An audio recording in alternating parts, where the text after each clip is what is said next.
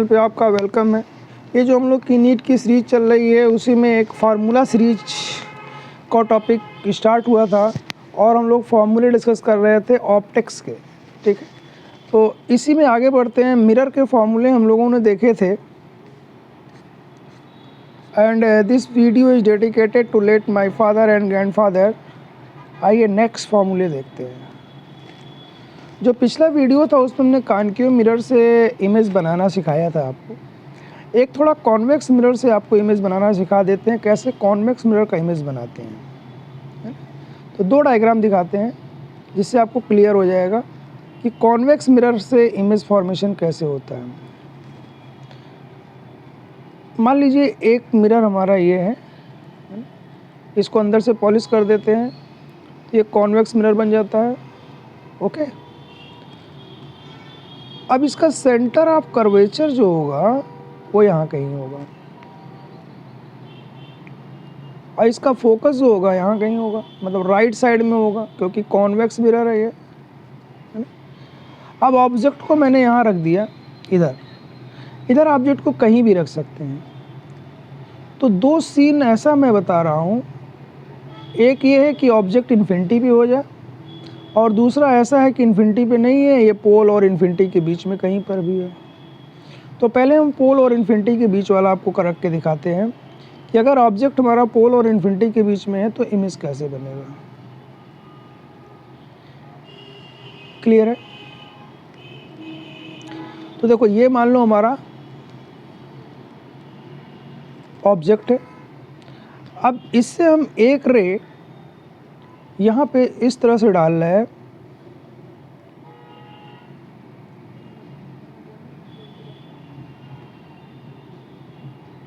ये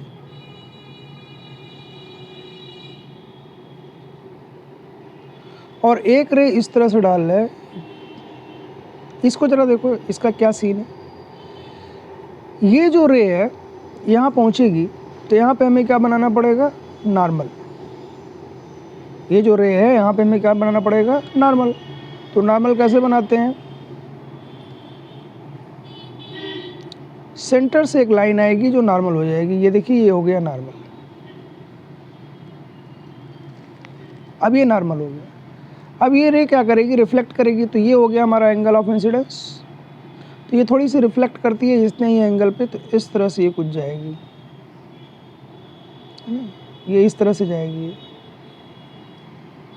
ये reflected ray हो गई, ये हमारी रिफ्लेक्टेड रे हो गई। अब अगर इसको मैं पीछे बढ़ाऊँ तो कहाँ पे जाएगी, ज़रा देखिएगा। ये पीछे कहाँ पे जा रही है, फोकस पे जाएगी। क्यों? क्योंकि ये पैरेलल रे थी, ये पैरेलल आ रही थी, यहाँ पे रिफ्लेक्ट हो गई। तो इसको पीछे बढ़ाएंगे तो कहाँ पे जाएगी, फोकस पे जाएगी, इस तरह से। दूसरी रे मैं एक दिखा रहा हूँ जो कि ऐसे जा रही है।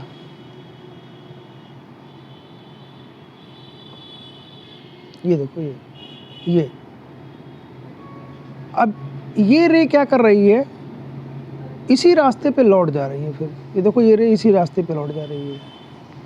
क्यों भाई लौट गई? क्योंकि इसका जो डायरेक्शन था वो कहाँ पे आ रहा था, सेंटर पे। इसका डायरेक्शन कहाँ पे था, सेंटर पे। मतलब ये आ रही थी तो ऐसा लग रहा था सेंटर पे। तो ये डॉट वाली यहाँ पे कट कर रही हैं, तो यहाँ पे इसका इमेज बन जाएगा। This is the image formation. तो ये कॉन्वेक्स मिरर का इमेज फॉर्मेशन हो गया जब ऑब्जेक्ट कहाँ पे रखा हुआ, पोल और इन्फिनिटी के बीच में। इसी में एक केस और दिखाते हैं। मान लीजिए हमारा कॉन्वेक्स मिरर है और ऑब्जेक्ट को हमने उठा के रख दिया है इन्फिनिटी पे। इस बार हमारा ऑब्जेक्ट कहाँ पे है, इन्फिनिटी पे। ये है ऑब्जेक्ट, ये इन्फिनिटी पे रखा हुआ है, इन्फिनिटी पे रखा हुआ। अब इससे हम कुछ रेज आपको दिखा रहे हैं चलती हुई।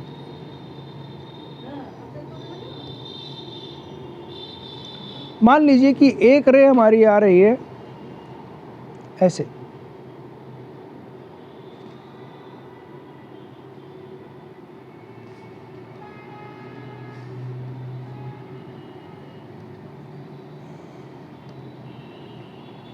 ऐसे।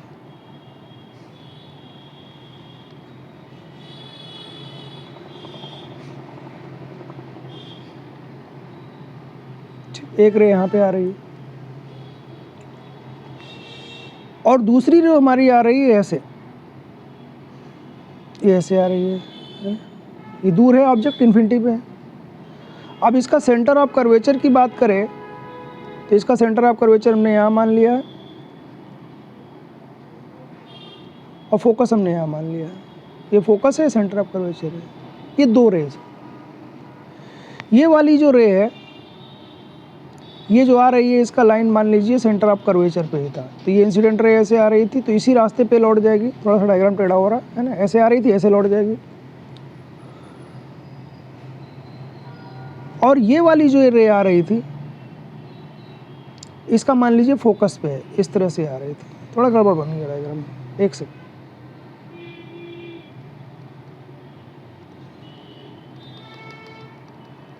एक थोड़ा सा, ये फोकस है और ये सेंटर ऑफ कर्वेचर है। तो एक रे जो हमारी आ रही है वो ऐसे आ रही है,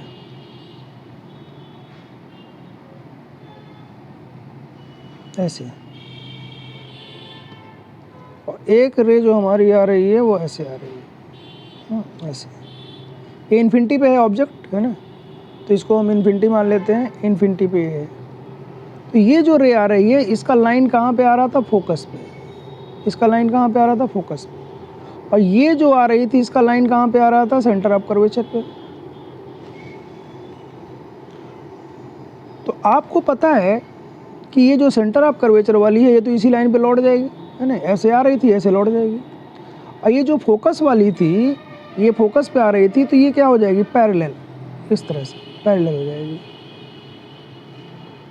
अब ये दोनों रे यहाँ पे कट कर रही हैं तो यहाँ पे इसका इमेज बन जाएगा, समझ गए। तो ये सिंपली बस मैंने आपको रे डायग्राम बना दिया कि आप देख लो कि इमेज का फॉर्मेशन कॉन्वेक्स मिरर से कैसे होता है। क्लियर हो गई बात। अब पावर की बात करते हैं, पावर ऑफ मिरर। तो पावर जो होता है, पावर ऑफ द मिरर, इसका फार्मूला होता है 1/f अगर फोकल लेंथ मीटर में है, और 100/f अगर इसका फोकल लेंथ सेंटीमीटर में दिया है। अगर मिरर का पावर फोकल लेंथ सेंटीमीटर में दिया तो 100/f करेंगे, और अगर मीटर में दिया तो 1/f करेंगे, तो ये पावर हो जाता है। दूसरा इसमें एक इम्पॉर्टेंट पॉइंट और है, अगर कोई ऑब्जेक्ट, जैसे मान लो ये मिरर है, ये मिरर है, कॉनकेव मिरर ले लो, इस मिरर के सामने ये कोई ऑब्जेक्ट है, ये यहाँ पे ऑब्जेक्ट है, इसको मान लो ये ऑब्जेक्ट है। ये ऑब्जेक्ट अगर मूव करने लगे, इधर मूव करने लगे या इधर मूव करने लगे, तो क्या सीन होगा। इसका मैंने प्लेन मिरर में ही बनाया था। तो अगर ऑब्जेक्ट इस डायरेक्शन में मूव कर रहा तो जो इसका इमेज होगा वो किस डायरेक्शन में मूव करेगा और उसकी स्पीड क्या होगी। तो मान लीजिए ये इसका वेलोसिटी है VO, VO is the speed of object. तो VI जो स्पीड ऑफ इमेज होगा, VI ये होता है -m² V ऑफ ऑब्जेक्ट। ये लीजिए V ऑफ ऑब्जेक्ट। हमने आपको बताया था ऑब्जेक्ट अगर राइट में आता था तो इमेज किधर जाता था, लेफ्ट में। देखो वेक्टर फॉर्म में लिख रहे हैं, इसको प्लस लिखेंगे तो ये माइनस लगा हुआ तो माइनस आ जाएगा। तो ये बात हमेशा ध्यान रखिएगा कि velocity of image VI, this is the velocity of image, is equal to -m² velocity of object. याद आ रहा नहीं याद आ रहा। हमने कहा था कि मान लो कि ये ऑब्जेक्ट सेंटर ऑफ कर्वेचर पे है। यहाँ देखो एक बार तुमको रिवाइज करा दें, ये था मैंने कहा था ये सेंटर ऑफ कर्वेचर है, इस सेंटर ऑफ कर्वेचर पे ऑब्जेक्ट रखा तो इसका इमेज यहीं पे बनता है। अब अगर इसको मैं इसको राइट ले जाता था तो इमेज किधर जाता था, लेफ्ट। इसको मैं लेफ्ट ले जाता था तो इमेज किधर बनता था, राइट। इसीलिए माइनस साइन आ रहा। माइनस क्या बताएगा, उल्टा। एम तो कांस्टेंट है ना, एम इसका मैग्निफिकेशन है। तो velocity of image is equal to minus m square velocity of object. अच्छा, एक फार्मूला और है इसी में जिसको बोलते हैं न्यूटन्स फार्मूला। क्या बोलते हैं, न्यूटन्स फार्मूला। न्यूटन ने क्या देखा, न्यूटन ने बोला कि अगर किसी मिरर के सामने, जैसे मान लो कान का मिरर है, ये इसका फोकस है, इसे फोकस को पकड़ते हैं। इस फोकस से अगर ऑब्जेक्ट का डिस्टेंस x1 है, फोकस से ऑब्जेक्ट का डिस्टेंस x1 है और इमेज का डिस्टेंस x2 है। ये डिस्टेंस कहाँ से, पोल से नहीं है, इस बात का ध्यान रखिएगा। अगर फोकस से ऑब्जेक्ट का डिस्टेंस x1 है और इमेज का डिस्टेंस x2 है, तो न्यूटन का कहना है कि x1 इंटू x2 ये एफ स्क्वायर के बराबर होता है, जहाँ एफ क्या है जी, एफ क्या है, focal length of mirror. Clear हो गई बात। ये डिस्टेंस हमारी एफ होती है। इसको आप निकालने को निकाल भी सकते हो, कैसे, 1/v minus 1/u is equal to 1/f से इसे कैलकुलेट कर सकते हो। देखो v यहाँ है इमेज, ये डिस्टेंस हमारा क्या होता था v, तो ये डिस्टेंस कितना है f और ये डिस्टेंस कितना है x2। देखो ये डिस्टेंस कितना है x2, ये डिस्टेंस यहाँ ले लो, ये कितना है f फोकल लेंथ, तो ये f प्लस x2 हो जाएगा। तो v की जगह हम क्या लिख लेंगे, f प्लस x2, लेकिन लेफ्ट में है तो क्या लिखना पड़ेगा, minus f plus x2 minus 1/u1, u माने ऑब्जेक्ट डिस्टेंस। तो ये डिस्टेंस कितना है f और ये डिस्टेंस कितना है x1, तो ये डिस्टेंस हमारा क्या होता था u, ये डिस्टेंस हमारा क्या होता था u पोल से। तो इसको भी क्या लिखेंगे, minus f plus x1 is equal to 1/f। इसी को सॉल्व करने पे ये फार्मूला आ जाता है x1 x2 is equal to F square, और इसको न्यूटन्स फार्मूला के नाम से जानते हैं। ध्यान लीजिए, इसका नाम क्या है, न्यूटन्स फार्मूला। ये न्यूटन साहब ने बनाया, तो इसका भी आप याद रखिएगा, ज़रूरत पड़ जाती है क्वेश्चन में, डायरेक्ट भी पूछ सकता है। एक दो पॉइंट और बताते हैं आपको मिरर के बारे में, कॉन्वेक्स मिरर के बारे में, कॉनकेव मिरर के बारे में। जो कॉन्वेक्स मिरर होता है हमारा, convex mirror,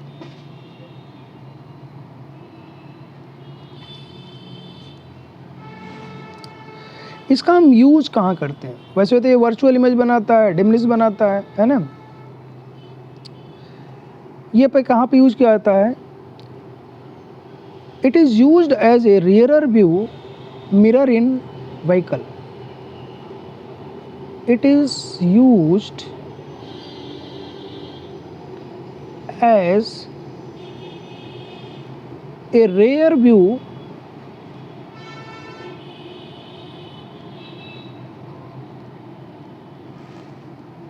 mirror in vehicles. क्यों भाई, रेयर व्यूज के लिए क्यों यूज किया जाता है, रेयर का मतलब पीछे का पोर्शन देखने के लिए।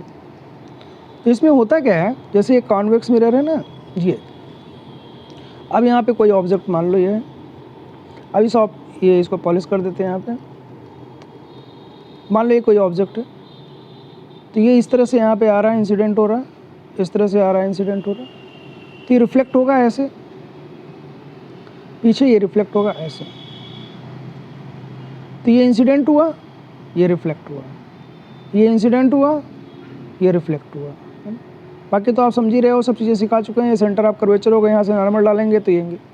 तो इसका जो व्यू होता है ना, ये पीछे का देखो, ये व्यू, ये व्यू क्या हो गया, इनलार्ज, इतना एरिया ये कवर करेगा। अब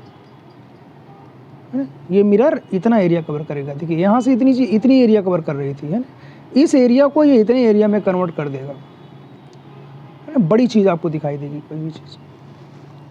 तो इसका फील्ड ऑफ व्यू जो व्यू जो है बढ़ जाता है, फील्ड ऑफ व्यू ये हमारा इंक्रीज कर जाता है। इसीलिए हम इसको कॉन्वेक्स मिरर का रेयर मिरर के लिए यूज़ करते हैं। और कॉनकेव मिरर जो होता है वो कैसा इमेज बनाता था, वर्चुअल बनाता था या, है ना, डायरेक्ट बनाता था। इसका यूज़ कॉनकेव मिरर का हम लोग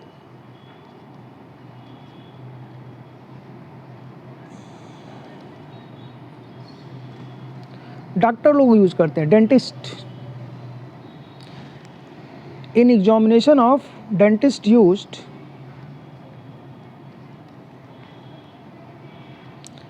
इन एग्जामिनेशन ऑफ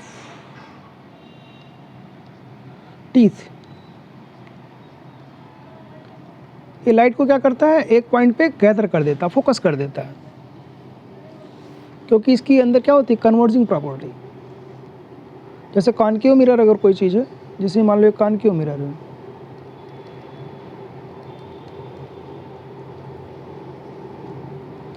अब ये ऑब्जेक्ट है, तो इस पे रे ऐसे जाएगी, इस पे रे ऐसे जाएगी, इसका सेंटर ऑफ कर्वेचर यहाँ मान लेते हैं, क्या करता है, ऐसे रिफ्लेक्ट कर लेता है, ये ऐसे रिफ्लेक्ट कर देता है, ये ऐसे गई, ऐसे रिफ्लेक्ट हो गई। ये ऑब्जेक्ट मान लो, यहाँ कहीं इसका सेंटर ऑफ कर्वेचर ले लेते हैं, इसको सेट कर लेते हैं, तो ये नॉर्मल ऐसे आ जाएगी, फिर ऐसे जा रही है तो ऐसे आ जाएगी। तो ये कन्वर्ज करता है, ये कन्वर्जिंग होता है। कॉनकेव मिरर क्या होता है, कन्वर्जिंग, ये भी ध्यान रखिएगा, ये कन्वर्जिंग होता है। और ये हमारा डाइवर्स कर दिया, इसको देखो फैला दिया, ये फैला दिया। कॉन्वेक्स मिरर हमारा क्या होता है, डाइवर्सन, ये रेस को डाइवर्स कर देता है, रेस को क्या कर देता है, कन्वर्ज कर देता है। इसीलिए हम इसका यूज रिफ्लेक्टर के रूप में करते हैं। ऑटोमोबाइल्स की जो हेडलाइट होती है, रिफ्लेक्टर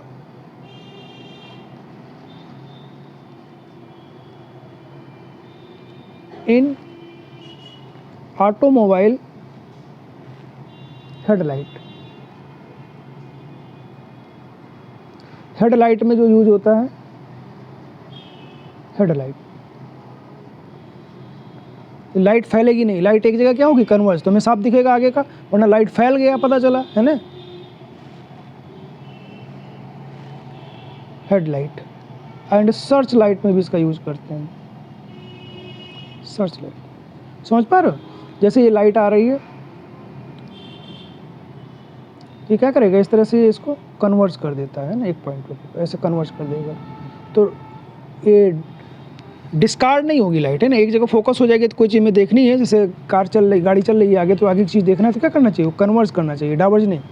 तो इसलिए ऑटोमोबाइल में इसका रिफ्लेक्टर के रूप में इसका यूज़ करते हैं, हेडलाइट में और सर्च लाइट में। क्लियर हो गई बात। और एक इम्पॉर्टेंट पॉइंट और है, थोड़ा सा लेंस से रिलेटेड होता है। मिरर का जो होता है फोकल लेंथ हमेशा कांस्टेंट होता है। मिरर को पानी में डाल दो, ग्लिसरीन में डाल दो, या कुछ भी कर दो, है ना, क्योंकि F = R/2 और मीडियम, मतलब कहने का मतलब मिरर का जो फोकल लेंथ है मीडियम पे डिपेंड नहीं करता। एयर में रखो, ग्लास, किसी वाटर में रखो, किसी में रखो, एक बात पर लेंस का डिपेंड करता है। दूसरी बात यहाँ पे इम्पोर्टेंट ये है कि लाइट, हर लाइट के लिए इसका फोकल लेंथ सेम होता है। रेड कलर हो, ब्लू कलर हो, ग्रीन कलर हो, येलो कलर हो, सबके लिए फोकल लेंथ सेम होता है।